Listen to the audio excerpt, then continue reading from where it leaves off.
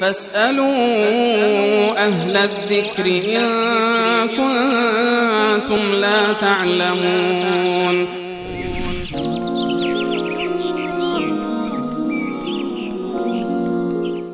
خواهری پرسیدن در مورد این که یک زن آیا میتواند با نامحرم دست بده؟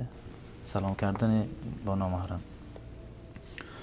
هر گونه ارتباطی که در واقع در میان دو زن و مرد نامحرم باشند، اهم از سخن و گفتار بی‌مورد و بدون نیاز باشه که اینها ناجایز و حرام هست، و از این بالاتر دست دادن و لمس کردن بدن یکدیگر هست، به صورت سلام علیک باشه، مصافحه باشه، این به صورت کلی حرام هست. و رسول الله صلی الله علیه و سلم با این که پرهیزگارترین انسان بوده، سلیم القلب ترین انسان بوده و از جانب الله متعال مؤید به وحی بوده، اما در روایات ما نداریم که ایشان دستشون با دست یک زنی برخورد کرده باشد مگر با همسران خودش. و این یکی از اصول اسلامی هست و یکی از مواردی هست که در شریعت اسلامی به عنوان یک پرده و به عنوان یک سد در مقابل در واقع انحرافات اخلاقی قرار داده شده.